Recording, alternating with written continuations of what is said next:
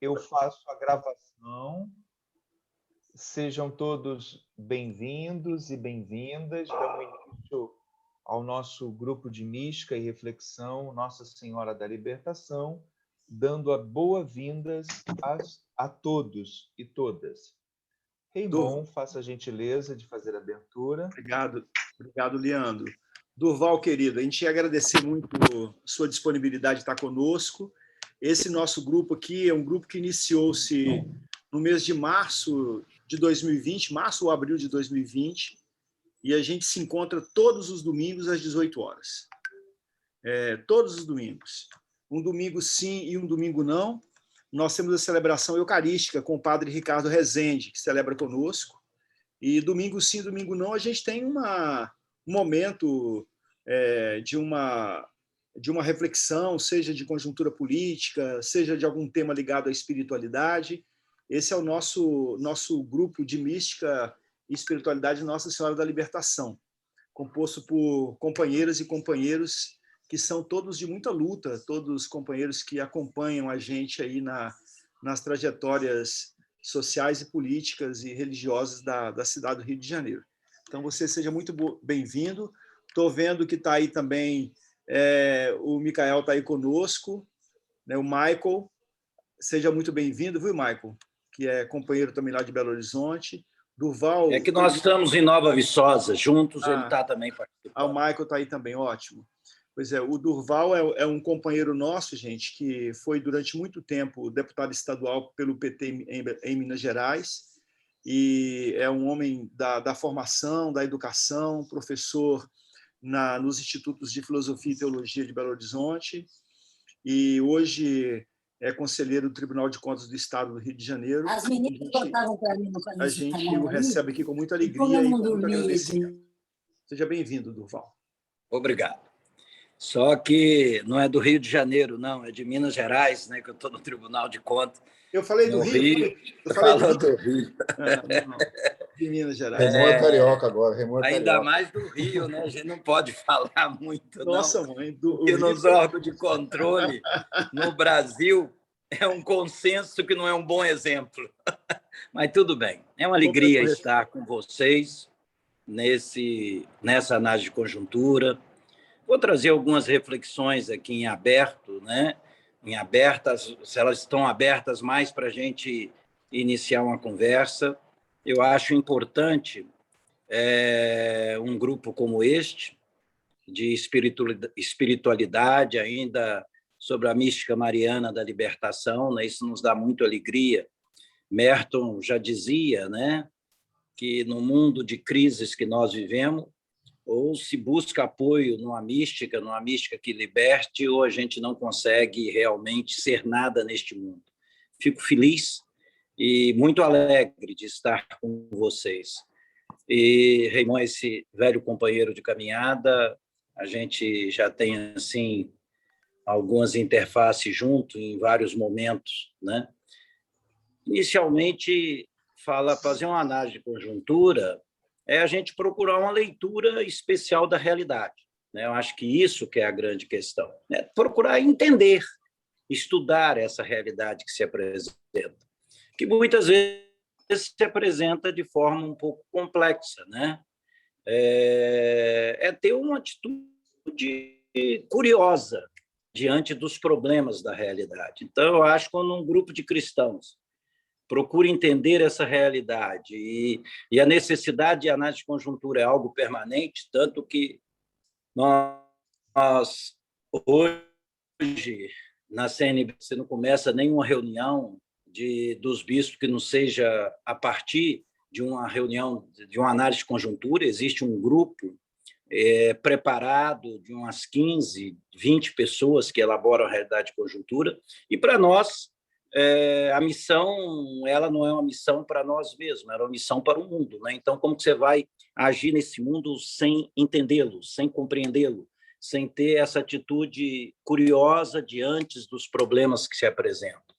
Outro exemplo que eu gosto de dar é que muitas vezes a realidade se apresenta para nós com fatos isolados, separados, né? Como uma grande coxa de retalho, né? Como se os fatos não tivessem ligações entre si né, fatos econômicos, políticos, sociais, né, ideológicos, né, da economia.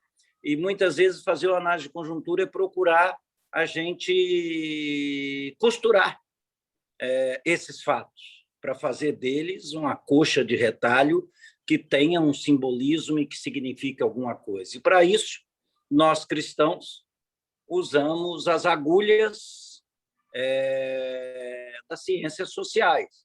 A gente usa o instrumento da economia, da política, da compreensão da educação, né? Mas o fio, para nós cristãos, ainda mais de um grupo de mística, tem que ser sempre o fio da palavra de Deus ou do mistério de salvação, porque nós, quando nos envolvemos numa atividade social, numa atividade política, numa atividade de transformação, a gente sempre o faz com a motivação mais profunda, interna nossa, que é esse Cristo libertador que nos impulsiona.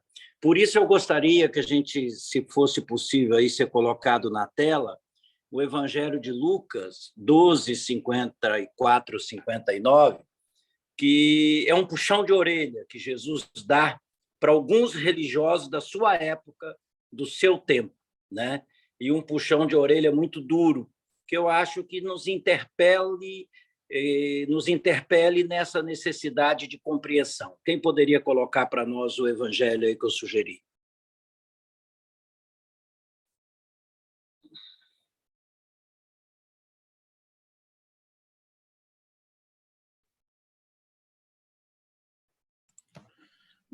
Leitura do Evangelho de Jesus Cristo, segundo a comunidade de Lucas. Dizia ainda ao povo: quando vedes levantar-se uma nuvem no poente, logo dizeis: aí vem chuva, e assim sucede. Quando vedes soprar o vento do sul, dizeis: haverá calor, e assim acontece. Hipócritas, sabeis distinguir os aspectos do céu e da terra? Como, pois, não sabeis reconhecer o tempo presente? Porque também não julgais a vós mesmos o que é justo?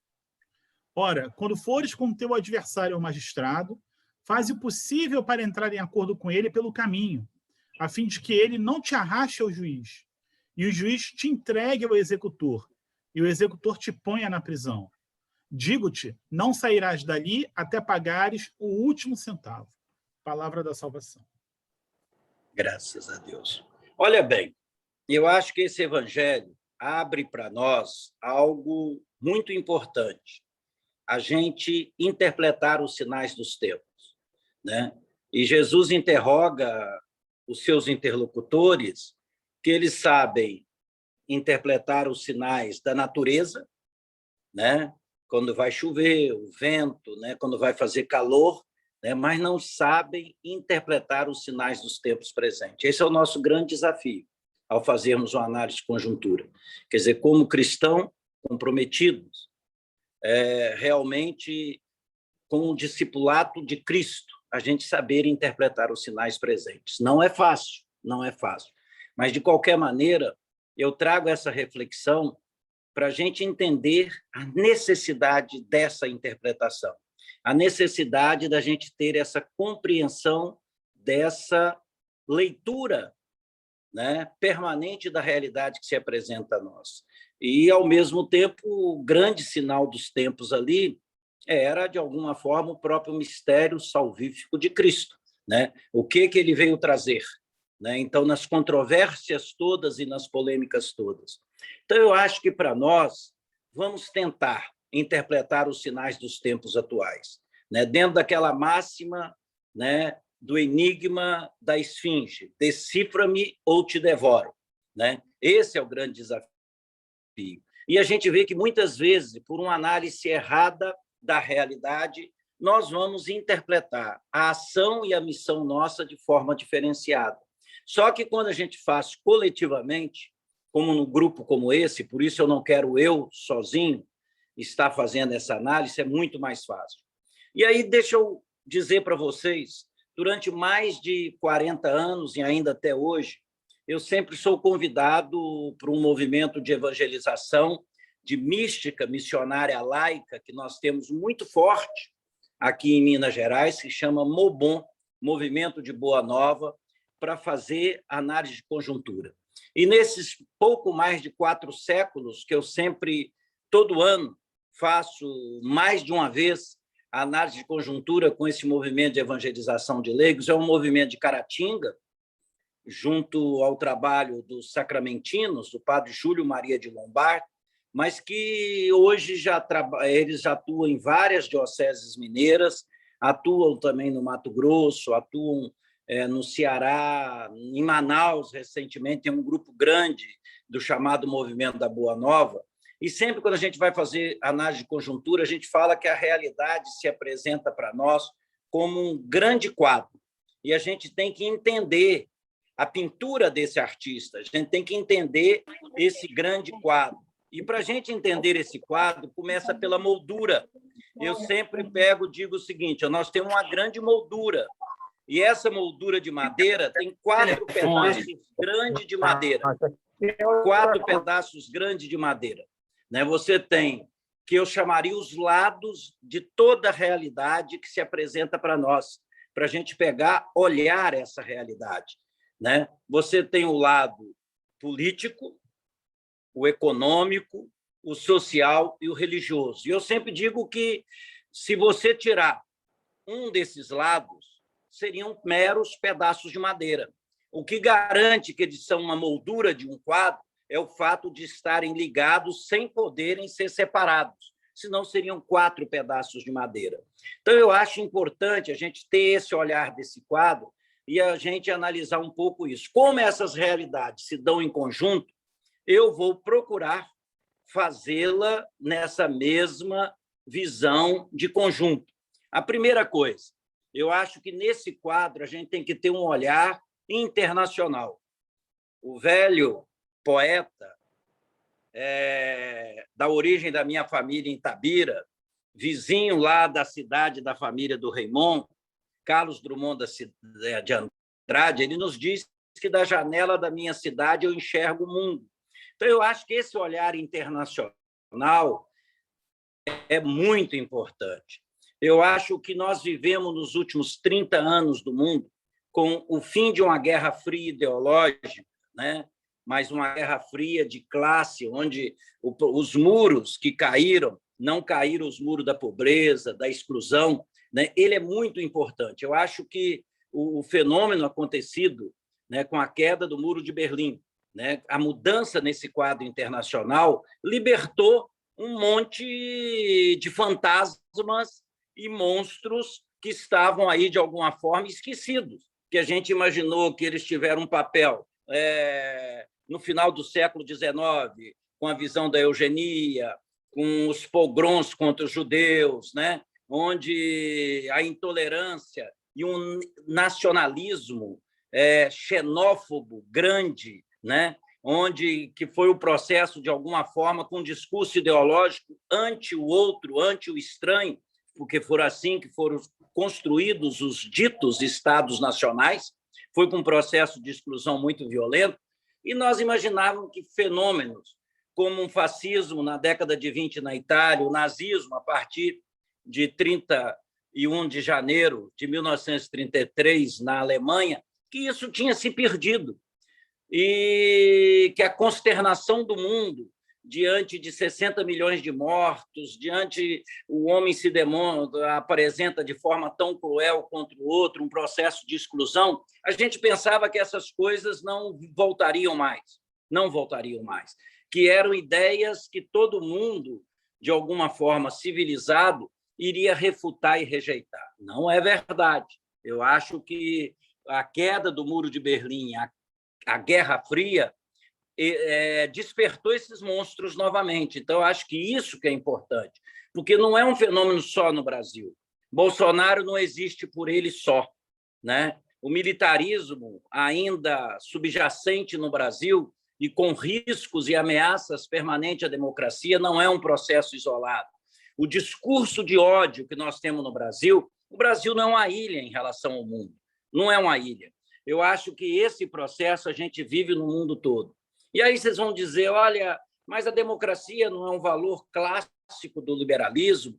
Alto lá, nem tanto assim, Quando você vê, por exemplo, hoje outras formas de acumulação dentro do mesmo liberalismo, né, que a gente chama de neoliberalismo, de ultraliberalismo, de capitalismo anárquico, né? A gente vai ver que ao conjunto liberal o que interessa é o processo de acumulação. Então, se esse processo violento de exclusão ele permite o processo de acumulação, isso não assusta e não modifica a ordem das coisas.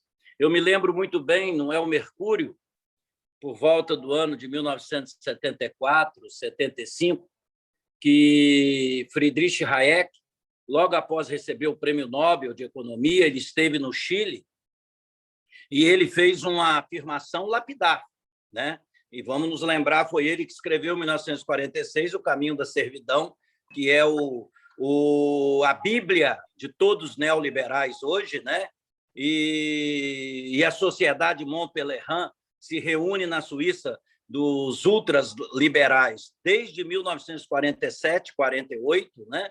E o que diz Hayek? Hayek diz assim, olha, se eu tivesse que escolher entre uma sociedade democrática, onde as liberdades e os direitos humanos fossem garantidos, mas onde não houvesse a livre iniciativa, por uma onde não tivesse liberdade, tivesse repressão, mas tivesse garantido a livre iniciativa, eu escolheria a segunda, porque a mãe de todas as liberdades é a liberdade econômica. Então, eu acho que é importante que isso, no momento dos mais cruéis, quando o governo Pinochet já era criticado na Europa toda, já havia uma crise profunda com milhares de mortos e desaparecidos, isso é a lógica do ultraliberalismo, sabe? Então, na realidade, discurso de liberdades democráticas, de direitos humanos, não importa. O que importa é a nova forma de acumulação. Então, daí que a gente entende que um Trump não foi algo isolado nos Estados Unidos e tantos outros de extrema-direita no mundo, com discurso negacionista, com discurso anti-ciência, né? Isso é um princípio que nós estamos vivendo. Então, não tentemos entender Bolsonaro por Bolsonaro, com todas as suas limitações, com as suas poucas virtudes, né? Mas ele é processo de um fenômeno. Se a gente notar hoje, mesmo em sociedades democráticas, né? A xenofobia, a aversão aos estrangeiros, né? Os apátridas estão cada vez maiores no mundo todo, né? E se a gente olhar que mesmo países que se diz democrático, como financiam guerras pelo petróleo, ou geopolíticas para domínio pelo mundo inteiro, produzindo esses apátridas cada vez mais, está dentro dessa lógica. O que interessa ao capital é seu processo de acumulação. Não importa com que bandeira. Então, nesse sentido, o Bolsonaro está dentro de uma lógica. Ao desmontar, né, o que restava pouco ainda de organização do Estado, de empresas públicas, né, de empresas estratégicas, aqui no Brasil, como a questão das empresas de energia, como a empresa a Petrobras, isso está dentro dessa lógica mundial e dentro desse processo de acumulação. Daí que eu acho que é importante que a gente não pode só olhar para o nosso umbigo no Brasil. É necessário que esse quadro internacional esteja presente para o mundo, que é um momento de pandemia, que é um momento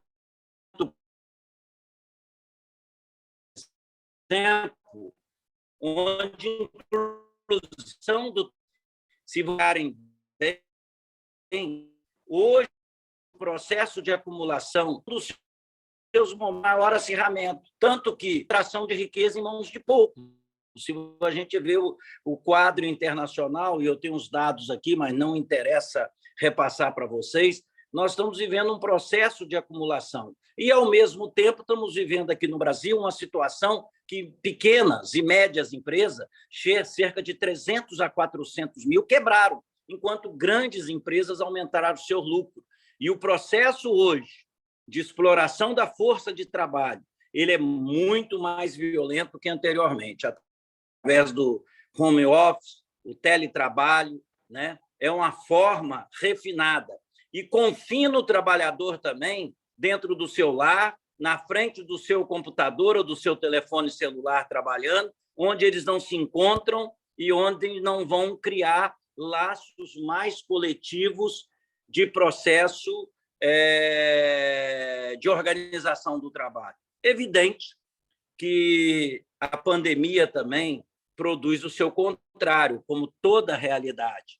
Eu vejo que 3 resgates importantes desse período pandêmico, a um custo cruel para a humanidade com tantas mortes, para nós, particularmente, aqui no Brasil, chorando já quase 550 mortos, né? Eu vejo que 3 resgates aconteceram nesse processo que eu acho importante a gente pontuar. Primeiro, o resgate do Estado. Não só no Brasil. Um ministro, como Mandetta, que fazia discurso contra o SUS e votou contra o SUS no momento que foi ministro, ligado a planos privados de saúde, começa a fazer até coletivas com a camisinha do SUS, com o logotipo do SUS. E o que permitiu ainda que a tragédia não fosse maior no Brasil é que nós tínhamos um sistema único de saúde, que, bem ou mal, conseguiu responder a essas necessidades. Mas, na hora de comprar vacina, é o Estado que está comprando. Na hora de financiar empresa, é o Estado. A gente vê, por exemplo, em outros países do mundo não foi diferente. Os Estados Unidos fez um resgate para as grandes empresas, no período do Trump, no período do Biden agora, de mais de 3 trilhões de reais para garantir o funcionamento dessas empresas. Então, contraditoriamente, o Estado se torna presente. Eu acho que é um dado importante para nós. O segundo, o resgate da política. A política que serviu para eleger tantos prefeitos há 5 anos atrás, o discurso da antipolítica que o presidente fazia, mesmo tendo sido quase 30 anos deputado, mas fazia o discurso da não política. Hoje, com o Centrão, até não pode fazer, mas a gente viu que houve um resgate da política. Bem ou mal, o Congresso Nacional teve um papel de conter alguns excessos da própria presidente da República. É evidente que também desmontou direitos trabalhistas, previdenciário, que estava na lógica da eleição de Bolsonaro. Mas eu acho que esse resgate da palavra política, a gente já sentiu na última eleição, no ano passado, que, de alguma forma, você tinha um ar no horizonte, por exemplo, um prefeito, que se há 5, 6 anos atrás, com um discurso da política, ele não fez esse discurso agora. E eu acho também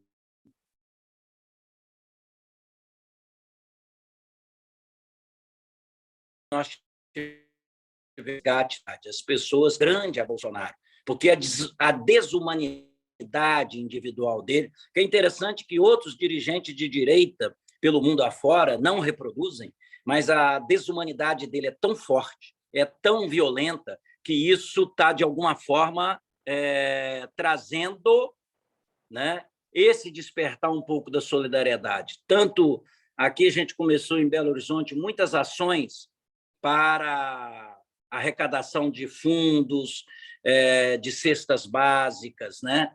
E isso é importante. Já nos dizia, nos ensinava o velho escritor Tolstói, né? Se você sente dor, você está vivo.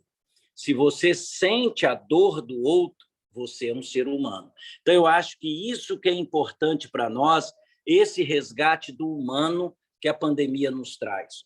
Um outro dado importante é que nós vivemos um quadro difícil também nesse lado da política, muito difícil. Eu não sou daqueles que acham que a eleição do ano que vem já está definida.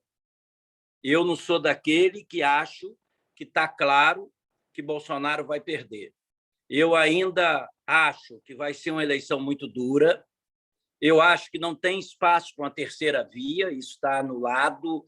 O quadro político hoje está muito delineado, né? e você tem aí 1 ano e 3 meses das eleições, é um período muito curto para reagrupar outras forças para ter um papel decisivo, mas eu acho que nós vivemos um dilema muito grande.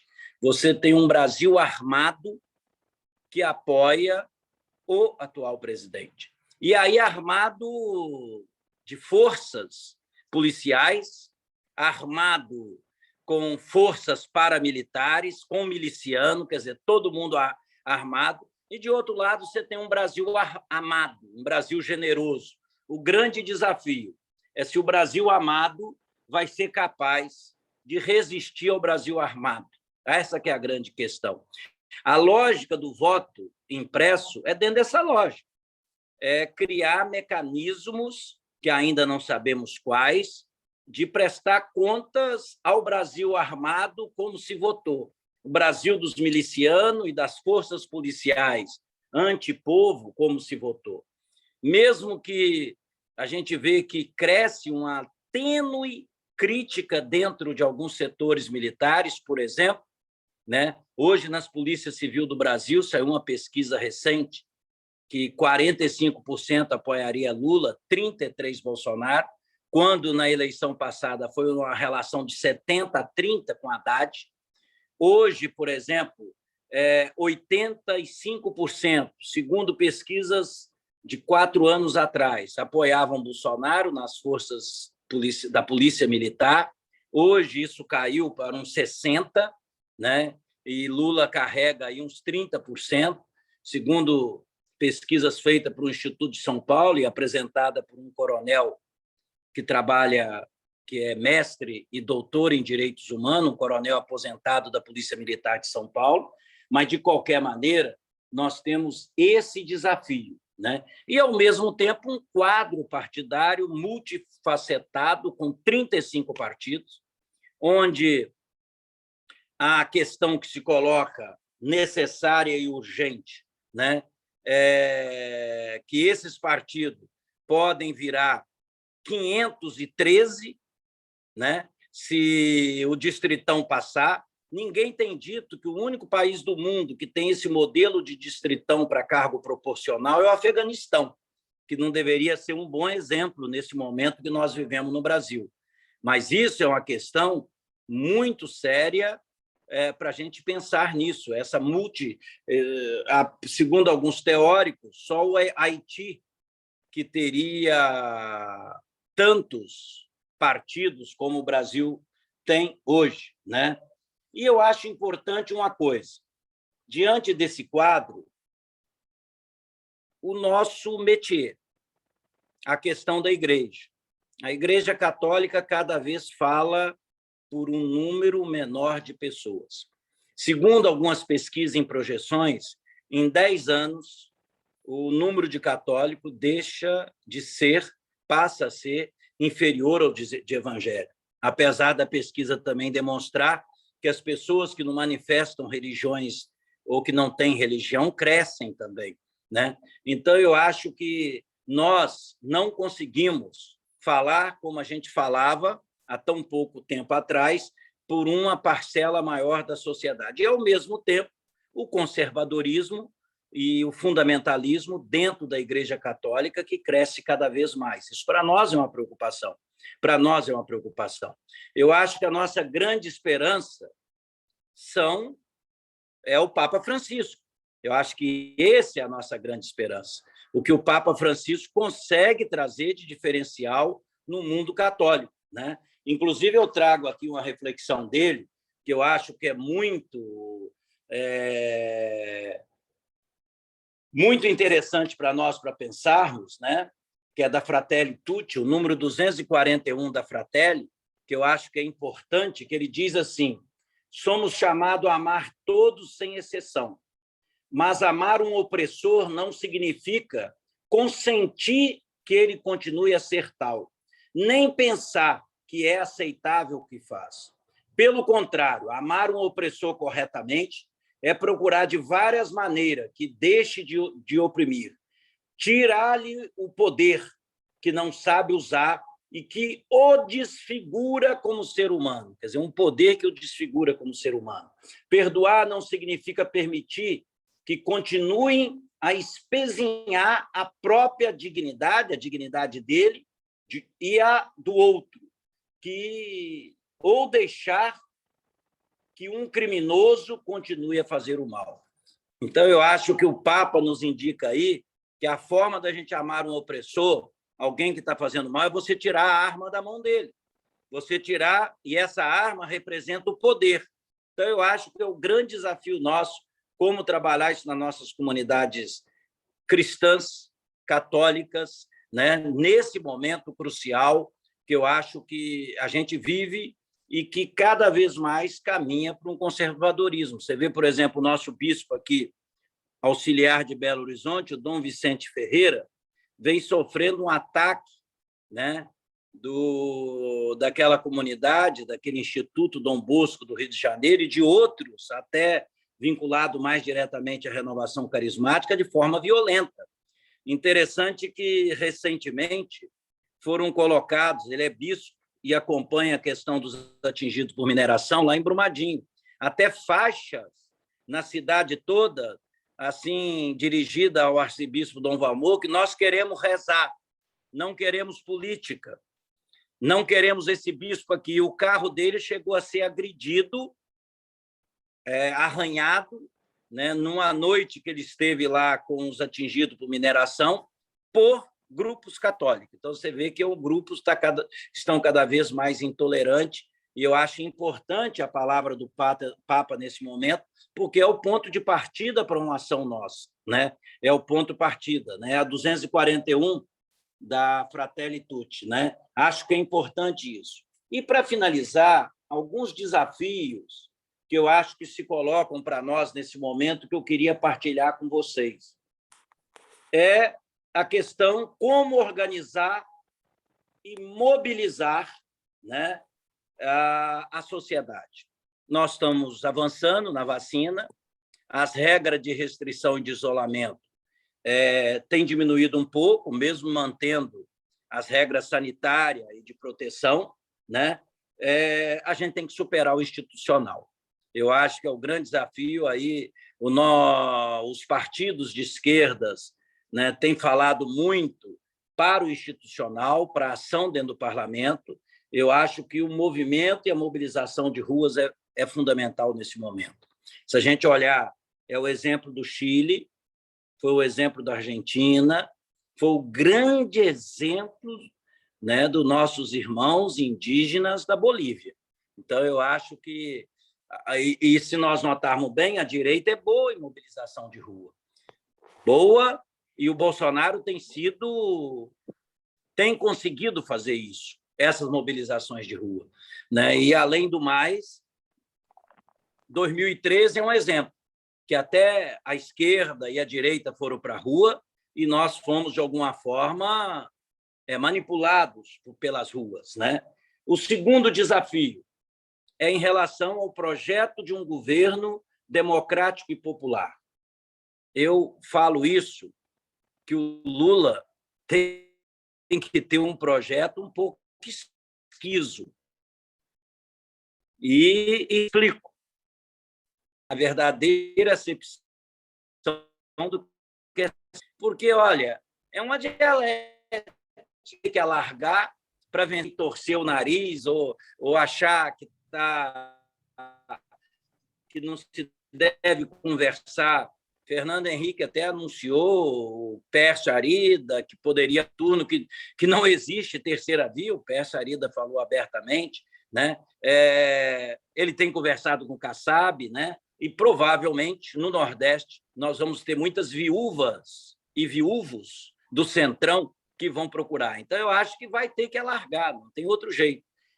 Não alargar, nós aí, eu me alio, da gente fazer um governo de conciliação de classe como foi o anterior, mas tem que alargar. E, ao mesmo tempo, tem que avançar. Setores de esquerda que estão nos apoiando, dos movimentos de luta por moradia, do movimento por terra, né? De movimento de causas identitárias que hoje são fundamentais. É só a gente ver uma composição de uma Câmara como Niterói, como Rio de Janeiro, como Belo Horizonte, e pessoas que têm voto, que trazem uma parcela significativa e que estão oprimidos nessa lógica desse governo. Então, a gente tem que ter uma ação direta muito efetiva nesse sentido. Então, eu vejo o seguinte, olha, é a contradição, como alargar e avançar ao mesmo tempo. O esforço vai ser maior, né? Mas eu tenho dito isso, reuni na sexta-feira com um grupo de conselheiros do Brasil pela democracia, em 240 nós não somos muito, mas somos uns 10% que estão identificados como tais, né? E eu dizia, olha, a gente estava conversando até sobre TCU, Tribunal de Contas da União.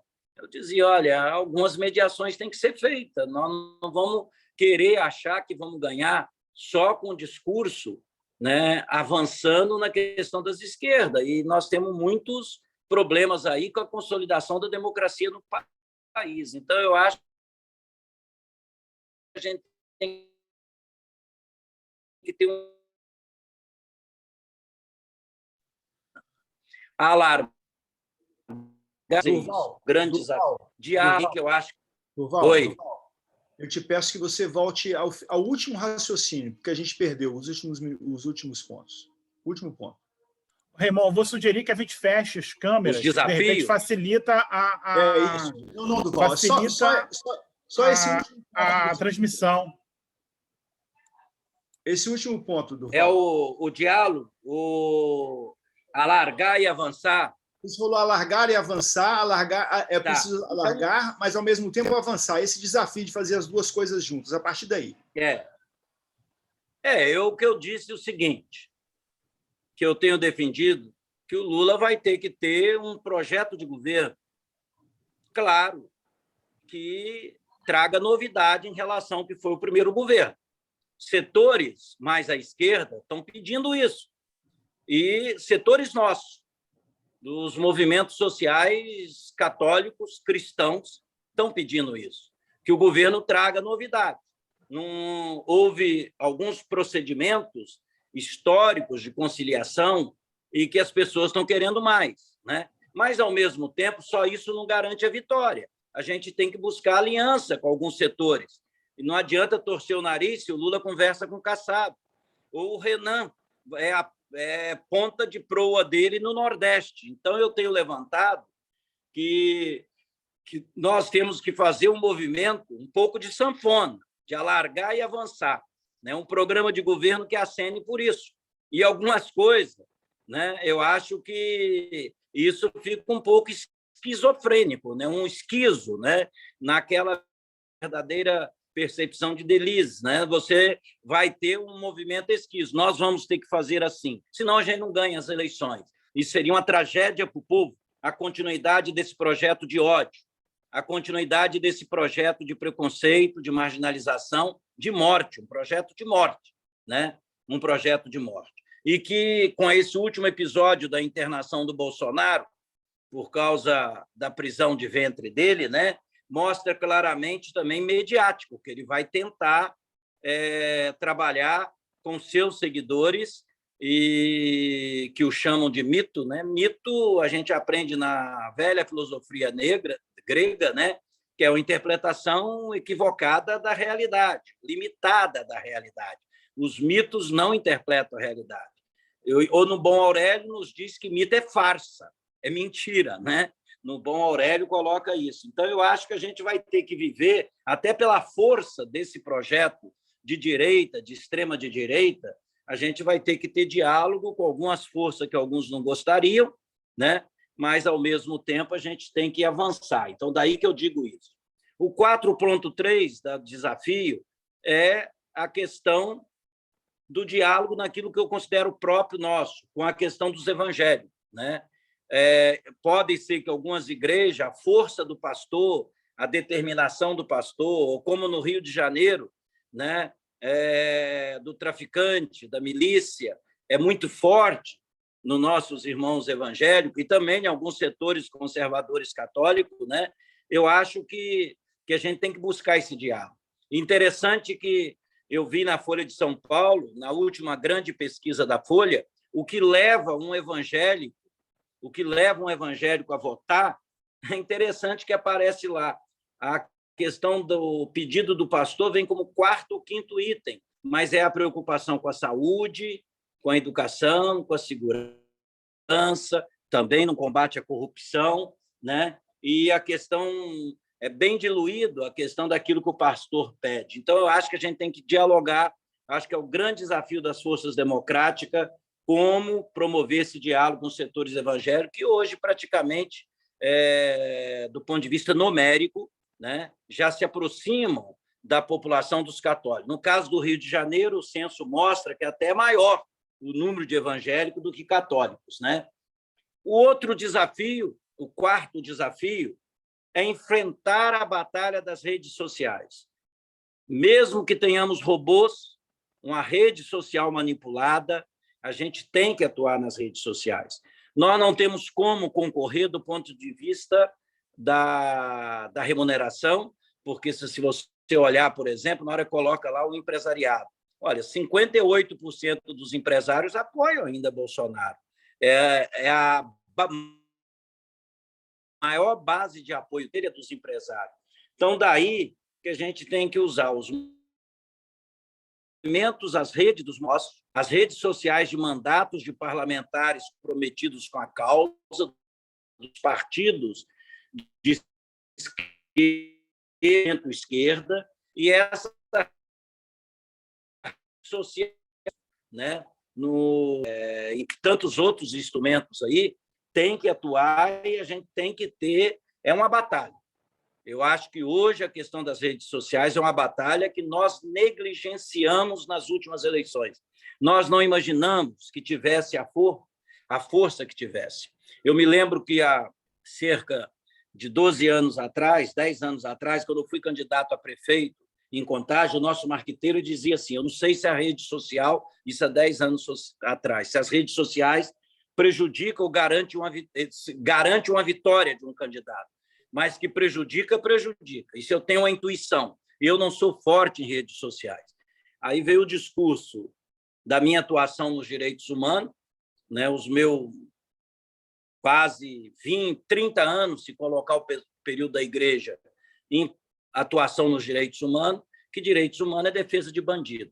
Isso desmontou a minha campanha, apesar de eu ter ido no segundo turno, ter disputado o segundo turno, né, com um candidato do PCdoB, que logo depois saiu do PCdoB, né, mas eu ter disputado o segundo turno, a questão das redes sociais ele já acenava para isso, né?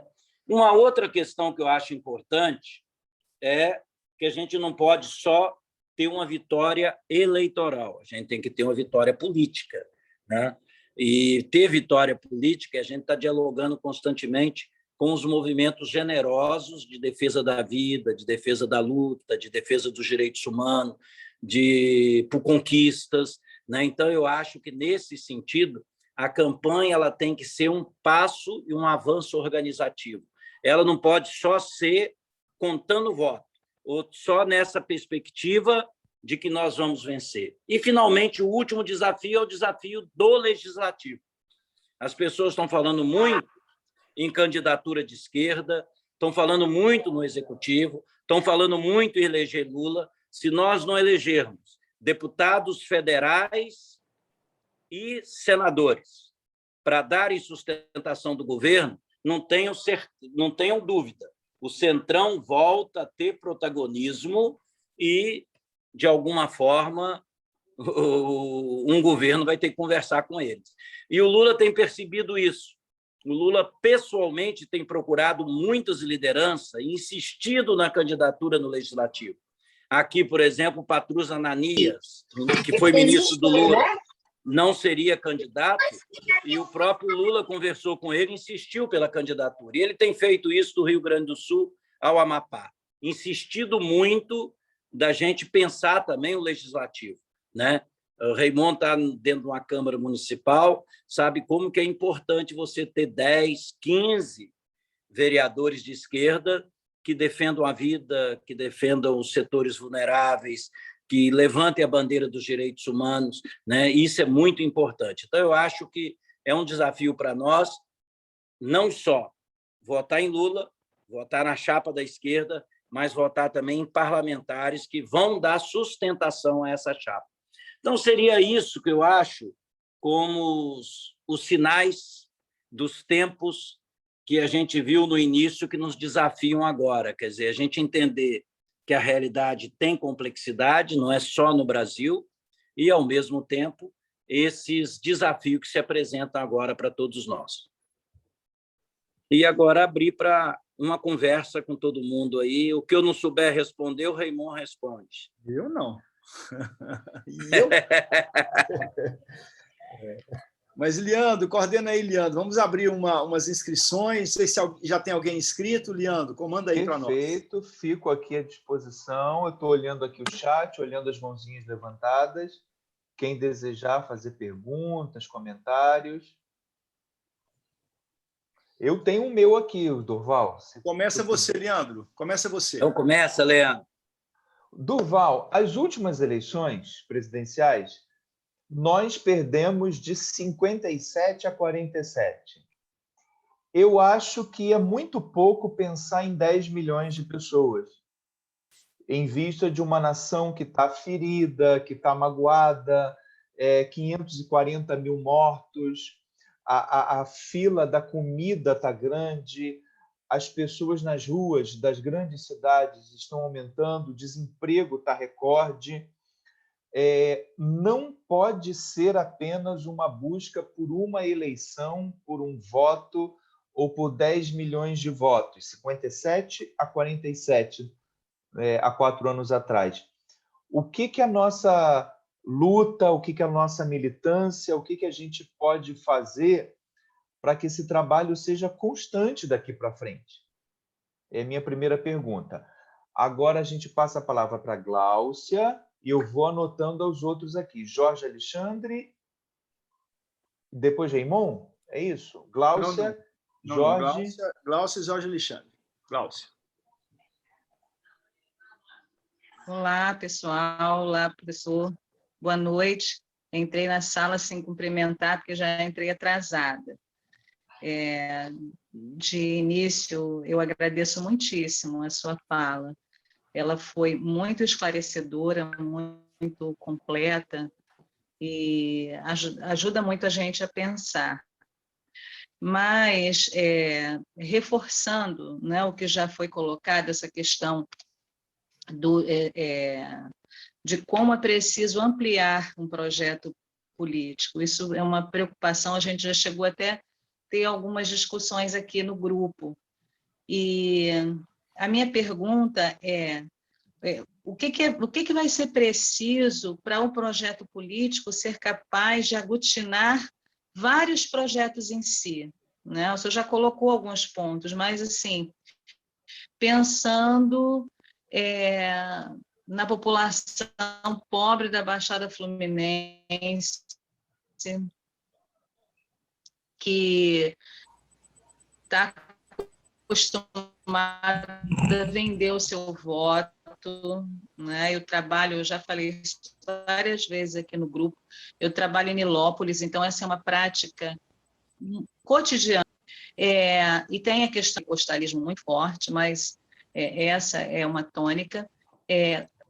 A classe média intelectualizada, os grupos liberais, né, os empresários. Então, o que vai ser preciso? O que cada um desses quer? Quais são os apelos, né, maiores desses grupos que possa caber dentro de um projeto político? A gente já teve, não sei se o Raimon lembra, uma vez na discussão até com o Daniel, não sei se o Daniel Reis está aqui na nossa sala, mas a questão do PT, o que faltou, o que não faltou, dentro dessa lógica de conciliação, é muito difícil dar conta, né, de uma realidade tão ampla, tão diversa. E a gente está, de novo, e eu acho que mais ainda, numa situação de fronteira, né, de guerra mesmo. A gente está, assim, numa situação de trincheira, vamos dizer assim, né? Eu acho que agora a situação é trincheira. Então, O que esse projeto político, na sua opinião, tem que ter? É isso. Obrigada, pessoal. Obrigado, Gláucia, Jorge Alexandre, e depois ao Paulão. Bom, boa noite mais uma vez a todos e todas. Durval, companheiro, muito bom ouvir você aí. Eu queria fazer só alguns apontamentos muito rápidos, né, e depois deixar duas questões para o Durval, né? Assim, o primeiro apontamento é que me parece muito evidente, em função até da conjuntura internacional, né, desse protofascismo, né, dessa ascensão da extrema-direita em escala global, é que o país vai continuar muito dividido mesmo após as eleições de 2022, qualquer que seja o resultado, né? E tenho entendimento que a eleição vai ser duríssima, né? E acho possível que Bolsonaro ele vença as eleições, né? Por diferentes razões que não dá aqui para a gente debater aqui, né? A gente tem que estar muito alerta em relação a isso, né? A respeito do catolicismo aqui na cidade do Rio de Janeiro, né? Na cidade do Rio de Janeiro, metade da população é católica, né? Mas esse catolicismo se concentra nas áreas mais centrais da cidade, nas áreas mais nobres.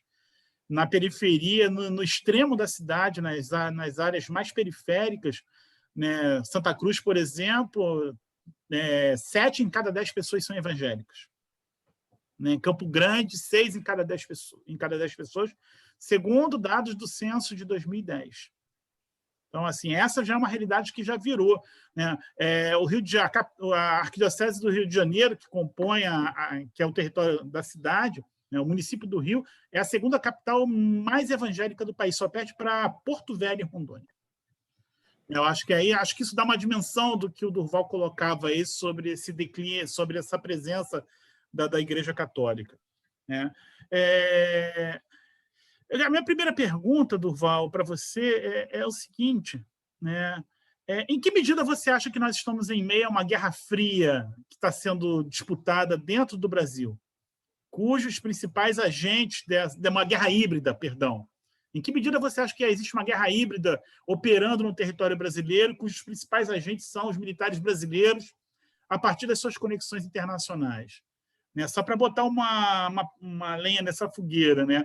O recém-nomeado diretor-geral da CIA esteve fazendo um tour pela América Latina e esteve no Brasil conversando com a turma do Gabinete de Segurança Institucional do governo brasileiro, né? Na semana passada, salvo engano, né? Acho que a gente não pode esquecer que tudo que a virada de conjuntura no Brasil ela aconteceu também em função do papel que o Brasil desempenhava como executor de um soft power e da descoberta do pré-sal, né? E isso alarmou muito, né? Sem falar da aproximação que o Brasil realizou durante os governos do PT com a China e com a Rússia, né? Ferindo claramente os princípios da doutrina Monroe defendida pelos americanos desde do começo do século XIX. A segunda questão que eu queria trazer é que papel tem o fundamentalismo religioso, de maneira particular o fundamentalismo católico, né, no meio desse conservadorismo que você mencionou no final, e no meio desse esforço aí, dessa estratégia aí de manter Bolsonaro e a extrema-direita no poder.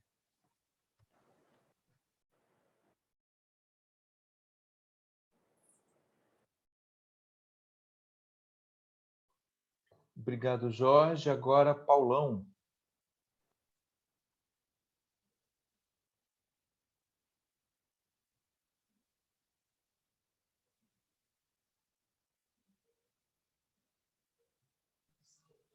Paulão está aí com a gente?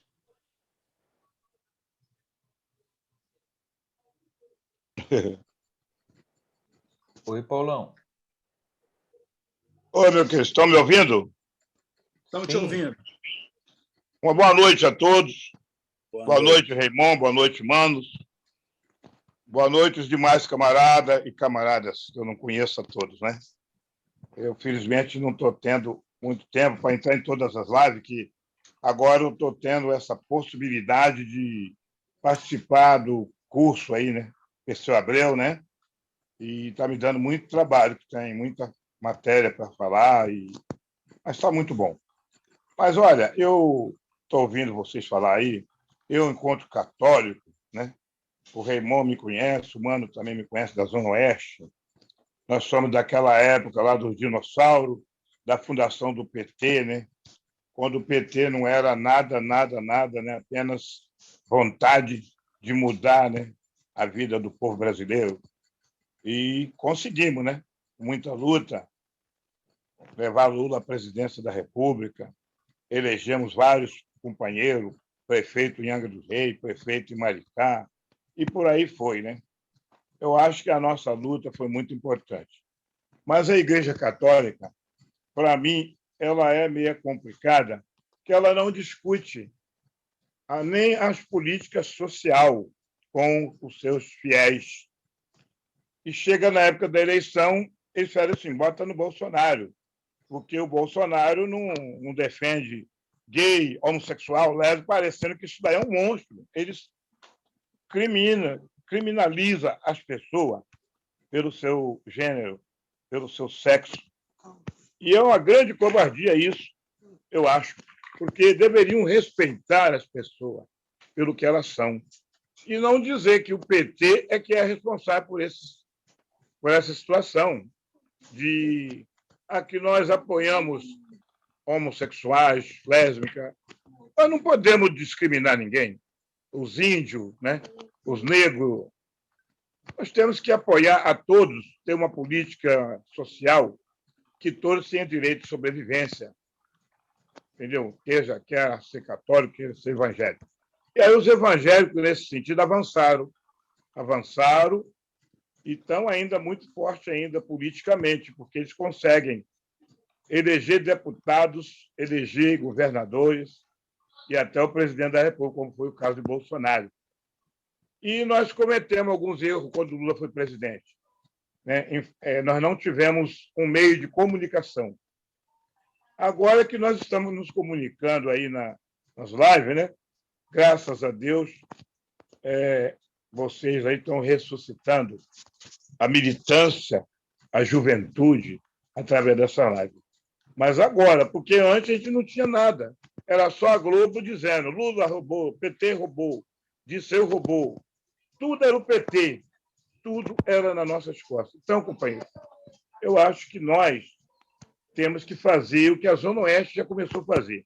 É criar núcleos católicos. O Mano sabe disso aí, que ele foi um dos anfitriões, junto com o Dema, lá, né, o nosso secretário, né? Nós já criamos núcleos católicos. O Raimon também faz parte com a gente, né, desse núcleo católico. E nós temos que incentivar os católicos a participar da política. Não da política partidária. Eu acho que é a política social, que o pobre precisa de comida na mesa, precisa de um auxílio emergencial à altura. Não esse negócio de R$150 que o Bolsonaro quer dar. Ele corta, ele tira, ele faz uma bagunça danada na vida dos trabalhadores, né?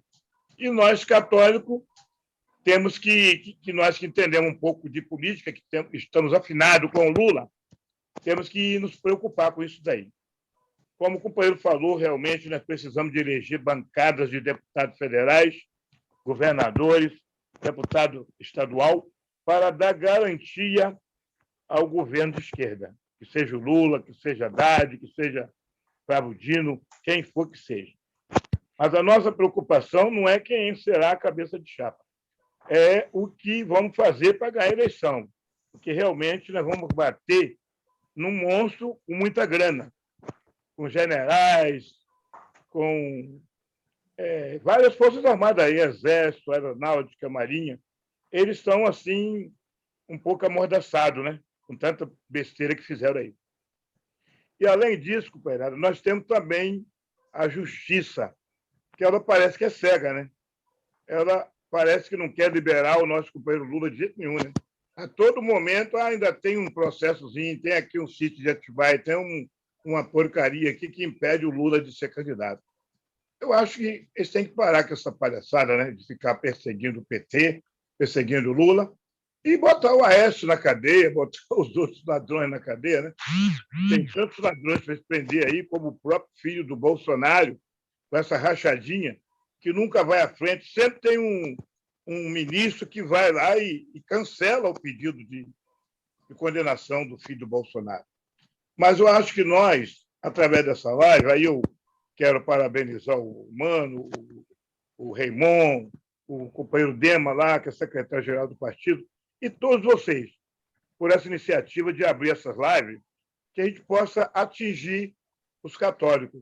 Eu achei interessante que o companheiro falou também do Papa Francisco, que o Papa Francisco está totalmente contra esses pastores das nossas igrejas aí, que não faz uma política solidária ao cidadão de todos os gêneros, sem criminalização do Partido dos Trabalhadores.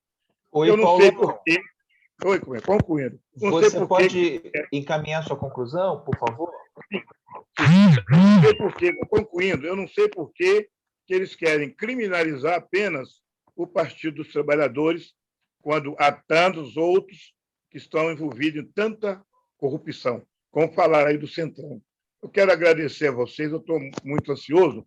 Eu estou aqui no Noroeste, né, em Bom Jesus de Itabapoana, na minha terra, vim visitar minha família depois de 2 anos. Muito obrigado aí a vocês pela paciência, tá? Uma boa noite a todos. Obrigado, Paulão. Eu acho que a gente pode combinar agora da gente ouvir o Milton Mano, depois a Janice, e a gente dá uma pausa para o Durval poder responder também, né? E, se der tempo, a gente abre uma nova reinscrição, tá bom? Então, Milton Mano, por favor. Primeiramente, boa noite a todas. Boa noite a todos os meus irmãos, meus amigos aqui. Queria também agradecer a exposição do professor Durval, companheiro histórico do Partido dos Trabalhadores. Eu, como fundador, conheço um pouco da trajetória, né, do professor Durval, porque ele foi, durante muito tempo, parlamentar, foi da executiva, foi dirigente, enfim. Quero agradecer bastante a sua contribuição para o nosso entendimento, né, desse momento tão complexo, tão delicado que estamos passando. O momento é muito complexo, então não tem respostas simples.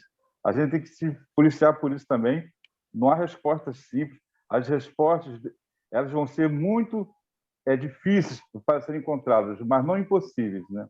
Mas eu queria perguntar ao senhor, professor, assim, eu posso estar enganado, mas será que a gente não está entrando, ou se já entrou novamente, num momento histórico de grandes disputas ideológicas?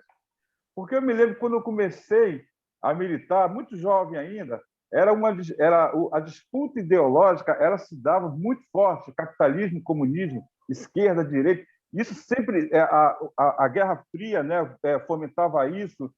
E depois, com o tempo, os discursos ideológicos foram sendo diminuídos em função das coisas mais práticas, das ocupações institucionais que nós fomos ocupando, né, o partido, as esquerdas também, e esse campo ideológico foi ficando de lado.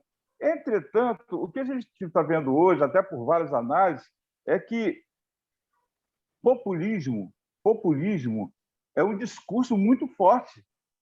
O populismo está dando ao Bolsonaro a convicção de que ele vai ser reeleito.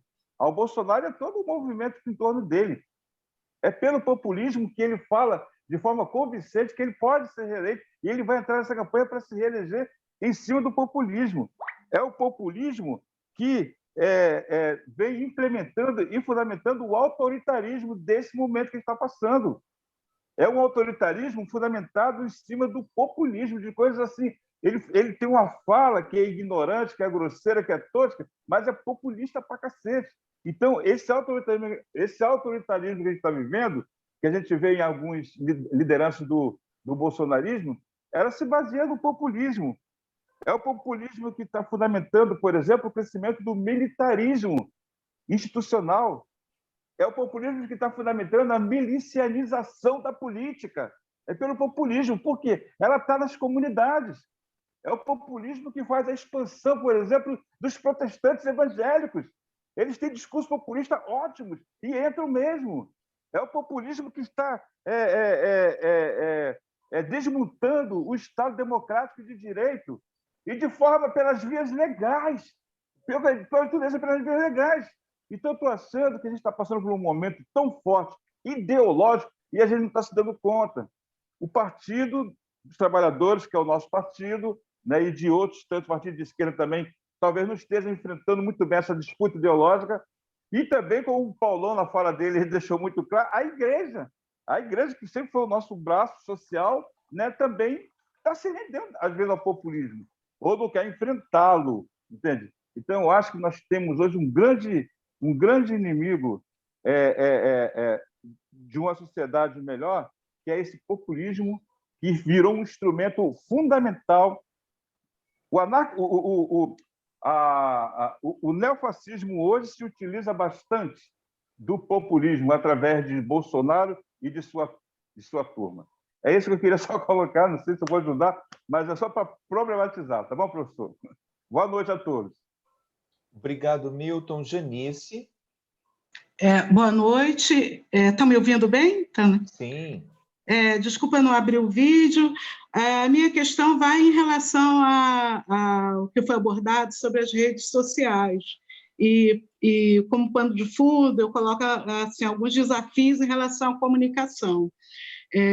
Por um lado, eu entendo que é importante essa batalha para se ganhar, né, do ponto de vista dos argumentos, toda essa discussão em relação, né, às redes sociais, ganhar no sentido de contrapor, cada vez que surge uma fake news, ter uma política, né, de comunicação e de uma resposta ágil a cada denúncia que é levantada falsamente nas redes. Por outro lado, a minha avaliação é de que a gente caminha cada vez mais para uma dependência destas tecnologias. E, muito recentemente, em todos os países que houve um fechamento mais exacerbado, né, do processo democrático, a primeira coisa que eles fazem é exatamente suspender as comunicações através das redes sociais. Aqui no Rio, pelo menos na região que eu moro, Vila Isabel, com a desculpa do corte dos cabos de telefonia, de fio de cobre, e porque a companhia telefônica está em recuperação judicial, me parece que foi vendida, praticamente os telefones com fio eles estão sendo substituídos por outras tecnologias. E uma dessas tecnologias, inclusive, quando falta energia, a gente ficaria incomunicado a não ser que se utilizasse o aparelho celular.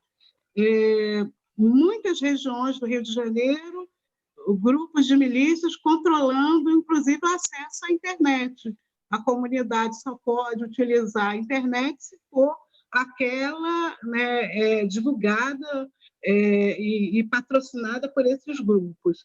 Então, eu acho assim, que essa questão da comunicação ela precisa ser pensada, inclusive pensando, né, discutindo processos alternativos de comunicação, considerando uma eleição que corre o risco de uma militarização muito grande, uma eleição em que muitos, né, já estão, de uma certa maneira, fichados, né, porque cada vez que a gente preenche um formulário, cada vez que a gente faz uma live, né, transmite qualquer coisa, existem sistemas de controle. Eu vi notícias que uma das idas, né, de um grupo de governo a Israel foi exatamente para fortalecer a questão do equipamentos, né, de espionagem, né? Então, acho que essa questão precisa ser abordada de uma maneira mais séria. Só para finalizar, para quem tem acesso só à TV aberta, toda a informação que se recebe é uma informação muito, muito complicada. Eu lembro que na década de 80, né, 90, tinha muito esforço em relação às rádios comunitárias. Hoje eu não sei a quantas isso anda, mas a minha questão vai um pouco nessa linha. Obrigada. Obrigado, Janice. Durval, você me permite a gente dar a voz a duas pessoas agora, antes Perfeitamente. Da sua fala? Então, Perfeito. eu peço gentileza ao Arnóbio e à Eliana para serem breves também, para a gente ter mais tempo para conversar depois, tá bom? Obrigado, Arnóbio e Eliana. E a gente encerra essa etapa.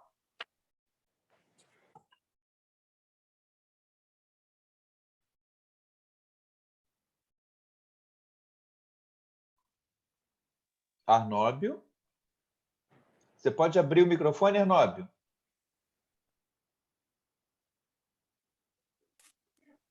Agora foi. Ah, está aberto agora?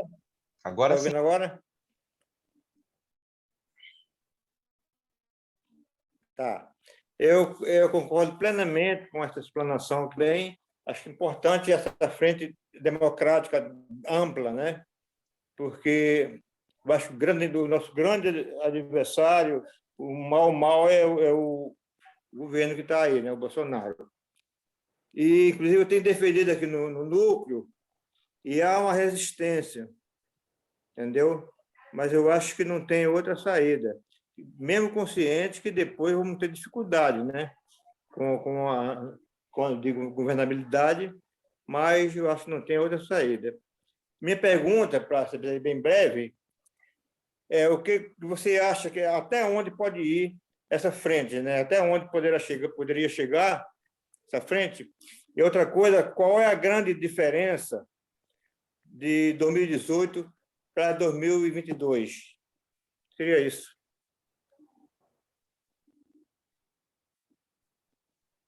Obrigado, Arnóbio. Eliana? Oi, estou abrindo aqui o vídeo. Acho bom, você quer aparecer aqui. Boa noite para todas e todos. Só uma pergunta breve. Nessa grande lista aí de atores, né, políticos aí nesse cenário, eu gostaria de incluir o Poder Judiciário, enquanto ator político que interferiu bastante aí nesse processo recente.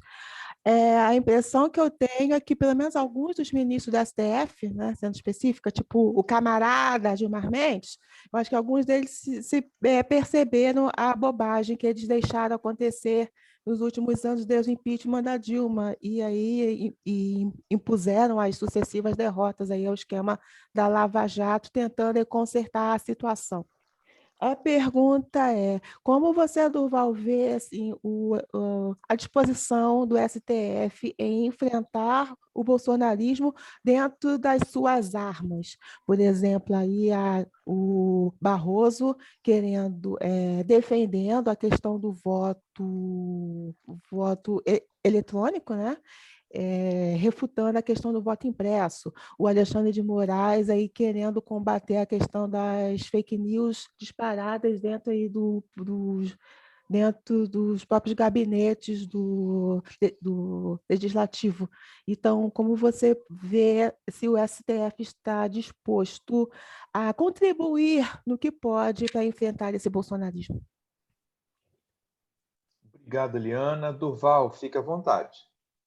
Olha, as perguntas, no conjunto, elas já trazem, de algumas formas, em si mesmas respostas, né?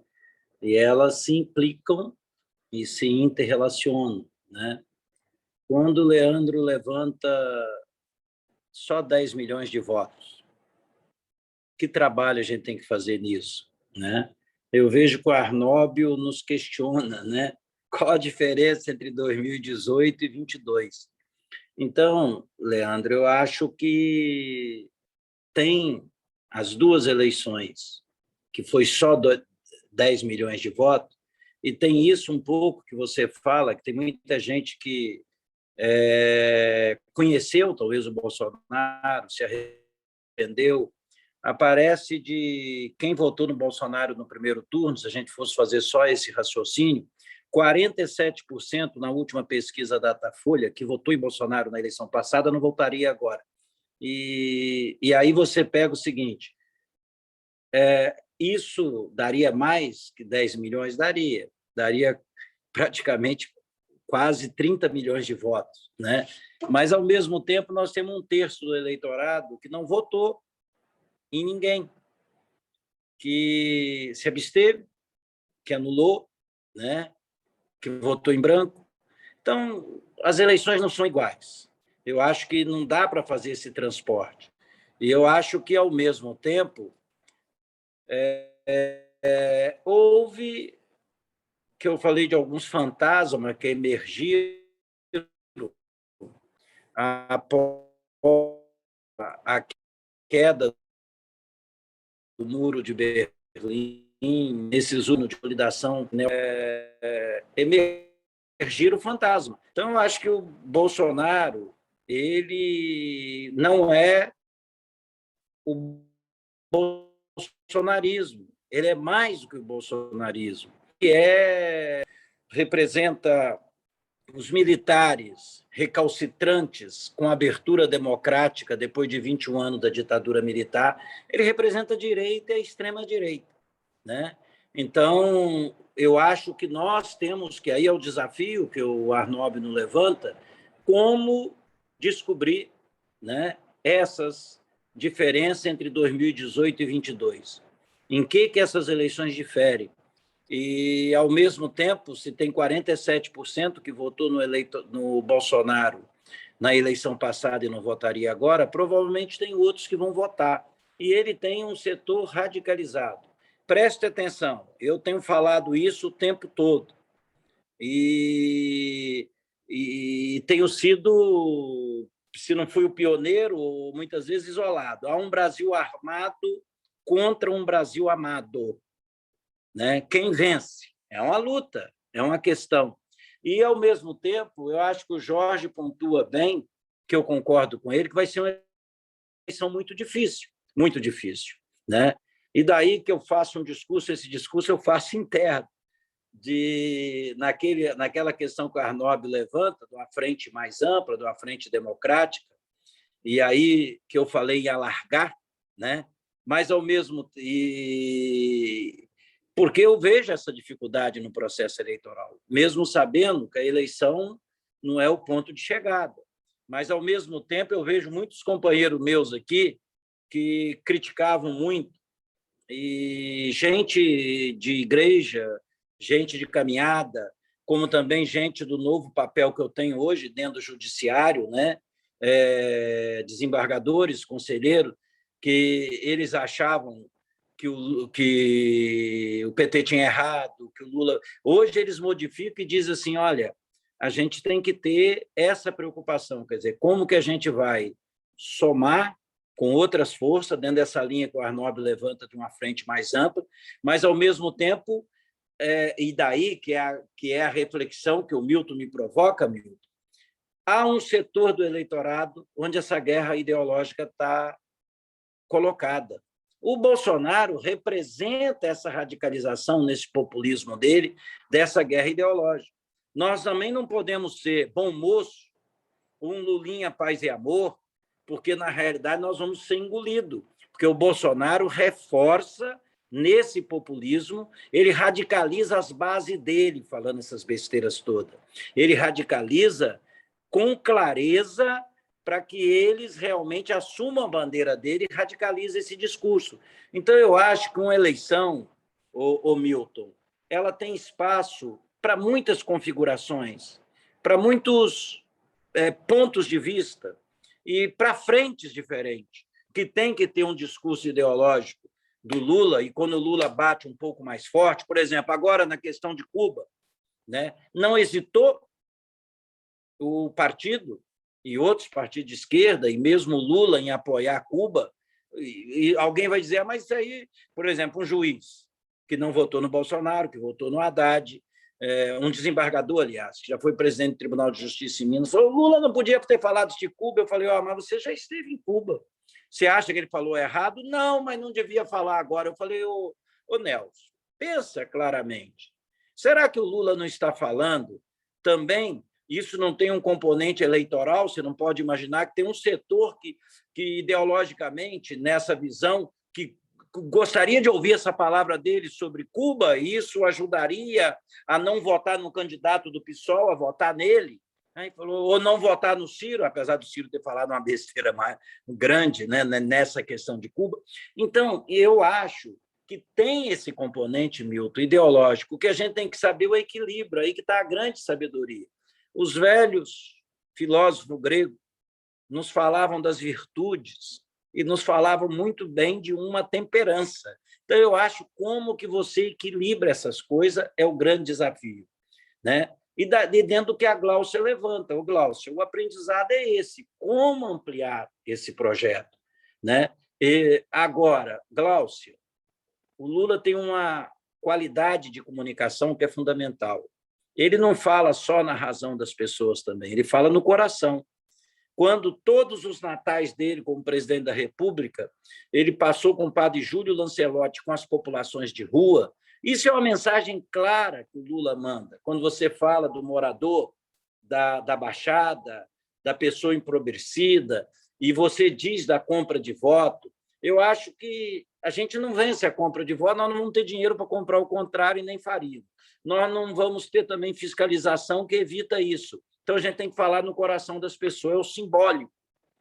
Uma eleição tem que trabalhar com o simbólico, tem que trabalhar com movimentos interior que mobilize as pessoas do ponto de vista do consciente, mas também do inconsciente. E isso eu acredito que o nosso candidato que está colocado, ele tem energia para isso, qualidade para isso, né? E o Jorge nos pergunta se nós não estamos vivendo uma nova guerra híbrida. Não tenho dúvida. O diretor da CIA, Jorge, não veio aqui trocar receita de bolo com nossos militares. A preocupação hoje de Biden, que representa a velha política norte-americana, né? E a gente sempre dizia na velha escola, por mais terrível que fosse um republicano para a política internacional, né? Mas o republicano se preocupava mais com os Estados Unidos que os democratas. Os democratas acabam tendo uma visão muito mais imperialista, e Obama, que foi uma grande esperança, que até dizia que ia fechar Guantánamo, não fechou. Reduziu os presos lá, mas não fechou. Aliás, dizia mais, que ia devolver Guantánamo para Cuba, né? Não fez isso, porque os falcões não deixam, quer dizer, os setores estratégicos da política norte-americana não permitem. Então, eu não tenho dúvida que a gente vive essa guerra aí. E Bolsonaro trabalha com ela, talvez não com consciência, mas quem está ao seu redor de forma mais clara. Quando ele levanta, por exemplo, algumas bandeiras que hoje, nova, na guerra híbrida, você tem que criar inimigos. Quando era o comunismo, era fácil, né? Hoje se cria a China, a Rússia, de alguma forma, mas se cria principalmente o pobre, o migrante, e algumas bandeiras desses inimigos, de quem está do lado da família e está contra a família. E era contraditório, né? Que a gente assistiu o discurso de família do Bolsonaro, alguém que casou 3, 4 vezes, com o Fernando Haddad, que casou uma vez só, né? Que tinha uma só mulher. Então, é o discurso ideológico. Nesse discurso ideológico, né? Você tem que criar bandeiras. A cloroquina, ninguém do governo, por mais bolsonarista que esteja no governo, acredita nesse discurso do bolsonarismo. Mas era uma visão ideológica de que o isolamento social, ficar em casa, vai quebrar a economia, nós vamos perder na economia, e nós temos que dizer que nós tínhamos uma bala de prata, nós tínhamos uma alternativa, que era a cloroquina. Agora estão inventando uma outra cloroquina, né? Um remédio lá norte-americano. Então, na realidade, tudo isso faz parte desse conjunto dessa guerra aí.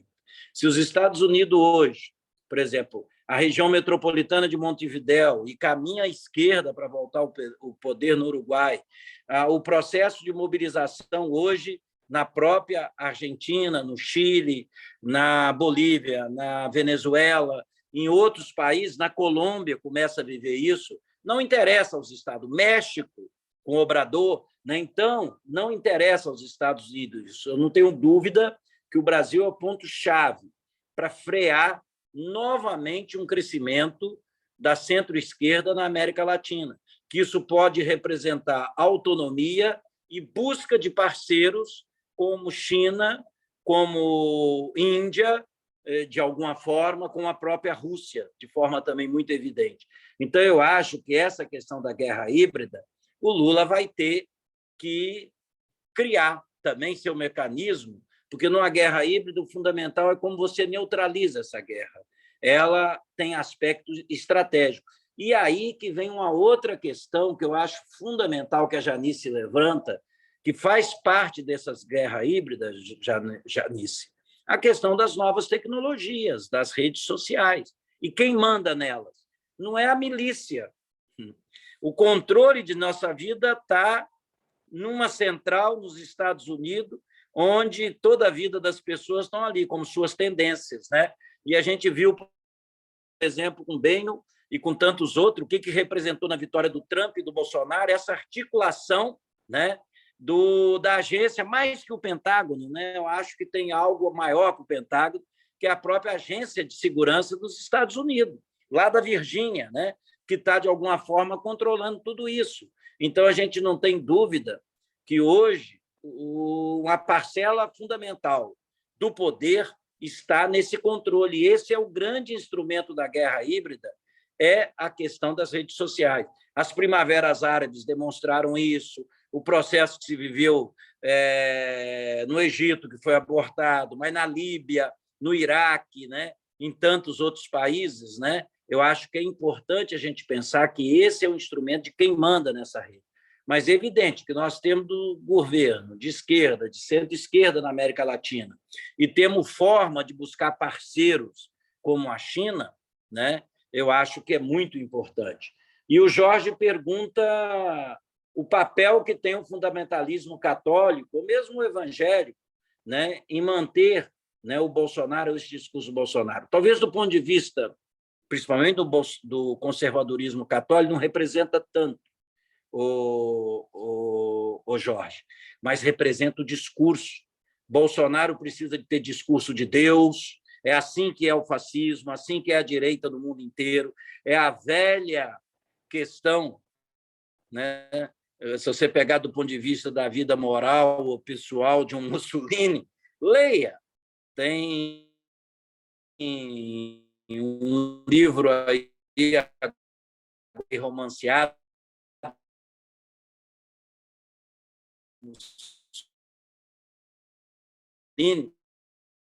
o que representou o processo que ele fez na década de 20, católico, né? Eles precisam de um discurso ideológico religioso para dizer que eles estão, não só, eles não estão fazendo esse processo, não é em ponto de vista da acumulação do capital, da geração da mais-valia, mas estão fazendo em nome de Deus, estão fazendo em nome de algo misterioso. Eles acabam tendo que fazer teologia. Então, esse apoio do fundamentalismo católico, desses padres mediáticos e que sai com arma nas mãos, e também do seu fundamentalismo protestante, isso é o substrato para reforçar esse discurso ideológico, não do ponto de vista eleitoral, mas do ponto de vista da manutenção do discurso. O Paulão levanta aí para nós, né, como um bom dinossauro, como nós todos são, né, como? O que fazer para ganhar as eleições, né? Olha, o processo eleitoral, e nós todos já disputamos, a gente tem que fazer o que eu falei do Lula há pouco, como chegar no coração das pessoas. É um processo permanente, nós vamos ter 1 ano e 3 meses pela frente, nós temos que ter... Agora, como um grupo de cristãos, o que nós podemos fazer próximo de nós, nas nossas esferas, naquele primeiro raio de presença nosso, para quem tem ação no movimento social, em movimento de bairro, em sindicato, o que você pode fazer nessas áreas de movimento popular? Para quem está na luta por moradia ou na luta por terra, quer dizer, o que a gente pode fazer aí? Eu acho que é um pouco aquela ideia de uma pedra que você joga num lago de águas tranquilas, né? Você joga a pedra no meio do lago, ela vai fazendo círculos concêntricos, né? Como trabalhar do mais próximo ao maior, né? Como a gente trabalhar nesses círculos concêntricos, né? E a Eliana levanta a questão do judiciário. Eu participei de um seminário na Universidade de Barcelona há 1 ano atrás. Inclusive, vai sair um livro agora pela editora Fórum, está sendo escrito desse seminário. O título é uma interrogação: Sociedade de Controle, Políticas Neoliberais no Mundo. É um livro que foi escrito por professores da Universidade de Barcelona e da Universidade de Minas Gerais, e eu participei do seminário em Barcelona. E eu escrevi um longo artigo onde eu coloco a morte da justiça no Brasil, que, inclusive, vai ser título de um dos capítulos deste livro, né, em parceria, que vai ser publicado pela editora Fora e a Universidade de Barcelona. Eu acho que... E me perguntaram se eu queria mudar o artigo depois do que aconteceu com a absolvição do Lula. Eu falei, não, eu mantenho, eu acho que é uma fotografia de um momento histórico de um ano atrás, eu não quero mudar esse... Eu acho que, se eu mudasse, eu escreveria outro, sabe? A morte da justiça no Brasil. E onde eu coloco, no momento que ainda o Moro não estava suspeito, né? Onde você tinha uma situação que o Lula não tinha sido julgado, esses processos todos, eu colocava omissão da justiça. E eu trabalhei muito com as mensagens do Intercept, o The Intercept, né? Principalmente quando eles dizem lá, e com o Supremo e tudo. Isso mudou? Mudou. Tanto que, depois que eu escrevi esse artigo, né, que ainda eles vão conhecer, que não conhecem, conversei principalmente com uma integrante do Supremo, tenho conversado muito. O Supremo pensa na burrice que fez, né? Dá para confiar? Totalmente não. O golpe com o Supremo e tudo, não foi isso que conversaram lá com o cara da JBS, né? E com o Machado lá, o ex-senador do PSDB, né?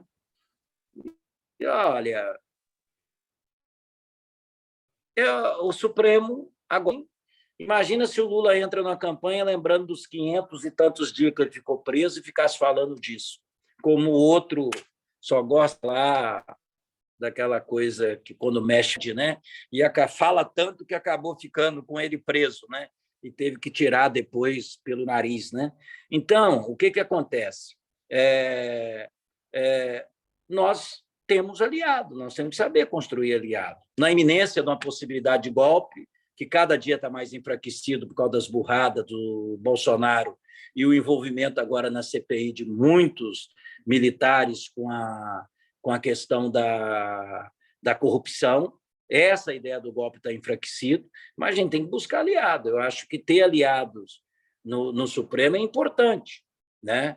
O Lula ter tido 7 votos foi muito importante, né? Agora, vale uma reflexão. Nós escolhemos certo? Eu te digo que eu briguei muito, e na interlocução que eu tinha com Gilberto Carvalho, com Zé Dirceu, com o próprio Lula, para que houvesse uma composição diferente do Supremo. Eu não estava ainda no Tribunal de Contas, né? Inclusive, nós vamos nos encontrar daqui 15 dias, um grupo de conselheiros de tribunais de contas pela democracia, nós vamos nos encontrar com o Lula. Até agora, já tem uns 15 ou 16 que confirmaram.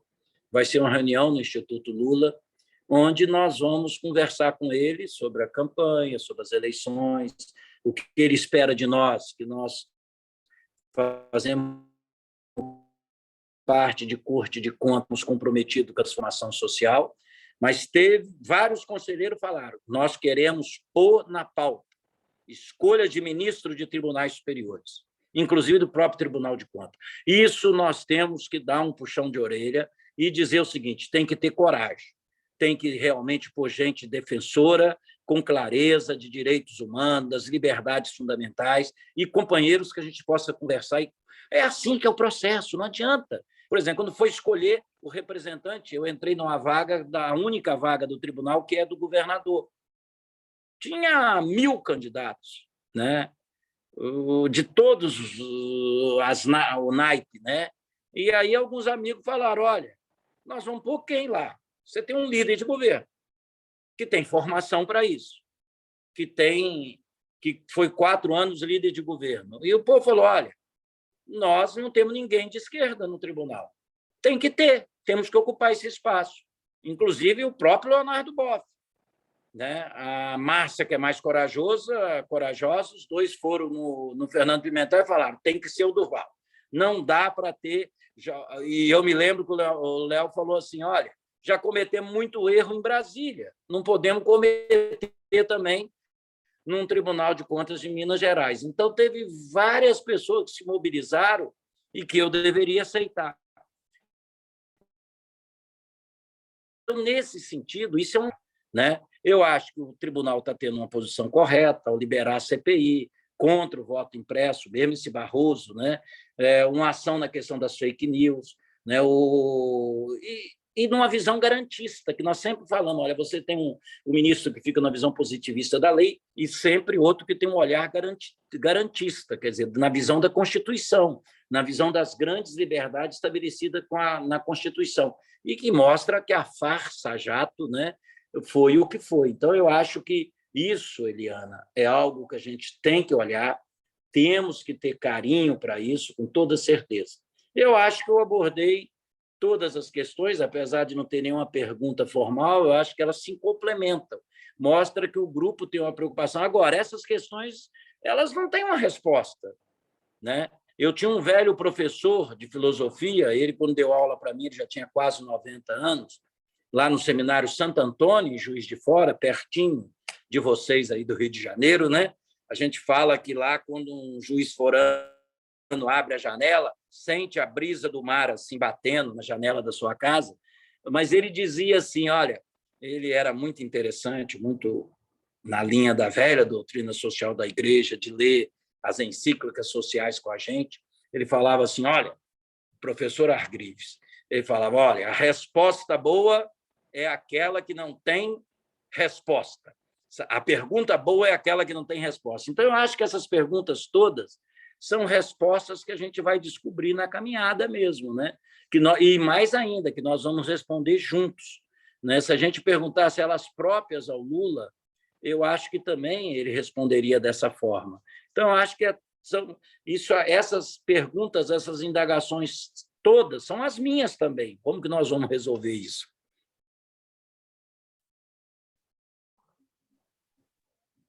Muito bom, muito obrigado. Gostaria de ouvir agora o Raymond, por gentileza. Leandro, eu queria, assim, para além de agradecer muito o Durval, né, com essa tranquilidade que nos fala e, ao mesmo tempo, com a profundidade que lhe é própria, trazer alguns elementos aqui para o nosso grupo que eu considero importantíssimos. O Durval colocou várias ações que ele considera que são importantes para esse momento agora, compreendendo que a eleição, né, o dado da eleição não é o fim, né? A eleição não é o fim, mas é um fator importante para a gente fazer a escolha entre a democracia e a barbárie no próximo ano. E eu elenquei aqui alguns pontos, dentre muitos, eu estou colocando aqui 6 que ele falou, que estão todos muito à nossa mão, sabe? Não são nada estratosféricos. Ele colocou pontos muito concretos para nós. Primeiro, ele falou sobre... Primeiro, não. No decorrer da fala dele, ele falou da superação do institucional. Como é que a gente ganha as ruas? Como é que a gente conversa com as pessoas? Isso cabe a nós, né? É uma tarefa nossa. E não é uma tarefa impossível. Não é uma tarefa que a gente diz, isso eu não vou dar conta. Nós damos conta. Cada um na sua medida, cada um no seu espaço. Então, a superação do institucional, as movimentações, as mobilizações. Um outro ponto que ele coloca é a questão do diálogo com os evangélicos. Nosso grupo, Nossa Senhora da Libertação, tem feito muitos encontros, trazido pessoas de outras denominações religiosas, cristãs e até não cristãs, para conversar conosco. Ele fala sobre o diálogo com os evangélicos. O nosso grupo de Fé e Política de Belo Horizonte, né, que o Durval e a nossa tribo, né, que é até está aí conosco a Cida, está aqui conosco, Cida de Jesus, nossa companheira, ex-presidente do PT de Minas Gerais, nossa companheira no Diretório Nacional do Partido, liderança da nossa tribo também. A gente bebeu isso lá, sabe? Lá, né, Durval, a gente tinha encontro todo final de ano, foram mais de 25 anos, e paramos ano passado, não tivemos conta da pandemia, e esse ano, possivelmente, talvez não teremos. Né? Mas a gente tem encontro onde a gente reúne homens e mulheres da política de todas as denominações. Esse diálogo tem que ser permanente. Um outro ponto que o Durval colocou é a construção de um projeto democrático popular. E aí também nós podemos fazer isso, né? Quando a gente indica para o partido que ele precisa, como o Duval disse, né, ter essa dupla função. Ele tem que alargar e avançar. Tem que acolher, tem que abraçar, tem que ir ao encontro do outro, mas, conforme disse o Lula há poucos dias no encontro que nós tivemos com ele aqui no Rio, ele disse assim, olha, é preciso a gente dar as mãos a muita gente que a gente não gostaria nem que tivesse o nosso palanque, mas a pauta tem que ser nossa, a pauta tem que ser do campo democrático popular. Não dá para dizer para um Renan Calheiros, vem com a sua pauta, mas ele tem que vir. Vamos dizer que dá para conversar com ele. Não dá para dizer aqui para o Eduardo Paes, para falar do nossa cidade, olha, vem conosco. Ele pode vir, mas a pauta não é a pauta do Reviver Centro, não é a pauta, da higienização no centro da cidade, não é a pauta do aumento da acumulação ou da centralização do poder na mão de uns. É um projeto do campo democrático popular. Um outro ponto que Duval coloca é a atuação nas redes sociais. Também nós podemos. Está às nossas mãos. Eu tenho pouca gente nas minhas redes sociais. Não importa, é o que você tem. Ninguém está te pedindo a mais do que você tem. Mas você tem um debate a ser feito nas redes sociais. Cada um de nós tem. Eu acho que esses pontos são todos pontos que estão à nossa mão, né? Estão junto de nós, estão na nossa possibilidade. Uma outra questão que ele colocou, o Fernando sempre bate nisso, colocou aí no comentário diversas vezes, o Fernando colocou isso, né? Precisamos ter uma vitória eleitoral e uma vitória política. E essa vitória eleitoral e política significa também a gente eleger a presidência da República e eleger também parlamentares do Senado Federal e da Câmara dos Deputados para dar sustentação ao governo. São questões que estão à nossa mão, não são coisas alheias a nós, estão nas nossas possibilidades. Em uns e umas de nós fazemos esse caminho com mais acuidade, com mais abrangência, e outros com menos, mas não importa, todos nós fazemos. Acho que a leitura que fazemos aqui da conjuntura, né, compreender, como o Duval disse, que o Brasil não está isolado, que tem uma relação com o mundo, que o mundo todo passa por um processo de transformação, uma mudança de tempo, um tempo de mudança, e o Brasil faz parte disso, né? Nossa história faz parte disso. O certo é que a gente tem um grande desafio pela frente, que é exatamente o desafio que é o cerne do nosso grupo de mística e espiritualidade Nossa Senhora da Libertação, que é a defesa da vida intransigente, a defesa do direito dos pobres, o estar ao lado dos pobres, a opção pelos pobres, a opção com os pobres, a opção de lutar contra isso que está aí, que é um fascismo à brasileira, né, um bolsonarismo que vem nos negar o diálogo e nos impedir de avançar com os direitos do povo. Então, eu gostei muito de tudo, até porque as questões que o Duval organiza ao final para nós, na questão da mobilização nossa e do povo, elas não são nada etéreas, nada distantes, são muito concretas. E acho que por isso também a gente tem um caminho grande a fazer pela frente, né? Mas agradecer ao Duval e voltar para ele também para as considerações. Nós já estamos aqui já com 2 horas praticamente de encontro, né? Duval está lá no sul da Bahia, né, Duval? Sim. Fazendo trabalho remoto e trabalhando muito, a gente sabe. Num domingo se dispôs a estar conosco, a gente ia agradecer muito, viu, Duval? Muito obrigado. Eu que agradeço, Raimon, a você, ao grupo todo. E eu acho que quando a gente vê um grupo como esse, né, que se reúne dentro dessa mística da libertação, e num grande exemplo, né, daquela que rezou para que Deus derrubasse os poderosos de seus tronos e elevasse os humildes, né? Esse foi o grande motivo de sua oração. Para mim, é um sinal de esperança. Vocês são um sinal de esperança. Um sinal de esperança que não é a dor que vai ser a palavra final da história, não, né? Ser o sinal final da vida da gente.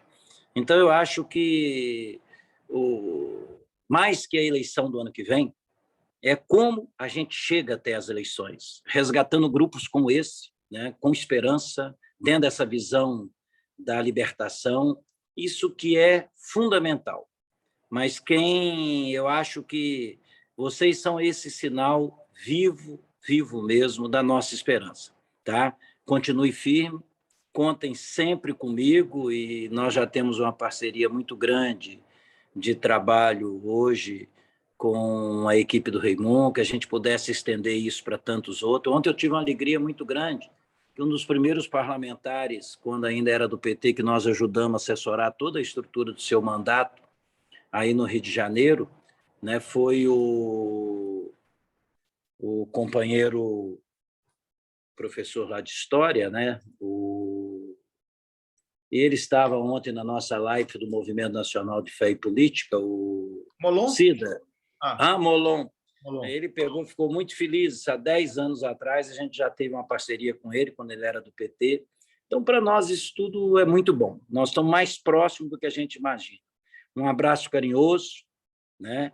E que a Maria da Libertação e que o ressuscitado nos anime sempre, e com certeza que quem tem essas balizas da sua ação política tão forte vence. Nós vamos ter vitória ao final. Obrigado.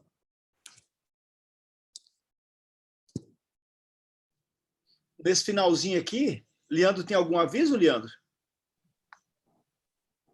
Somente agradecer mesmo. Semana que vem estamos aqui de novo com o Padre Ricardo, às 18 horas. Com o Padre Ricardo, exatamente. Só queria dar Estaremos com o Padre Ricardo. Raimon, se me permite só dar um... Agradecer a presença da Cida, Jorge, antes disso. Claro. Cida de Jesus está aí conosco. Cida, muito obrigado. Quer fazer uma saudação ao nosso povo, Cida? Só boa noite, um beijo e parabéns aí pelo trabalho. Obrigado. Jorge? Além de agradecer o Durval pela exposição instigante, né, pelo diálogo fecundo, um informe esportivo aí. O Flamengo está ganhando de 5-0, viu? Para os invejosos ficarem se roendo de raiva. Não é isso, Jorge. Você sabe que aqui está proibido isso, cara? Eu ganhei um milkshake por causa disso. O Galo ganhou. Gosta de bater em prato. Um abraço. Gosta de bater em prato. Gente, eu queria dar uma O Renato Gaúcho é Bolsonaro, hein? Uma notícia boa para Tânia. Eu queria dar uma palavrinha. Eu vim das Minas Gerais. Oi, Ângela. Queria falar um instantinho. Gente, eu queria que vocês tomassem cuidado, porque aquele Amoedo do Novo está fazendo um vídeo falando dos partidos que votaram contra o fundo eleitoral. E ele solenemente incluiu o PSOL e tirou o PT. Então, eu só quero dizer para a gente ter cuidado quando receber isso de alguém, imediatamente colocar embaixo que, desculpe, mas está incompleto, porque faltou o partido que puxou ser contrário ao aumento do fundo eleitoral, que é o PT. Eu acho que é importante a gente ter... E o PSB também foi contra.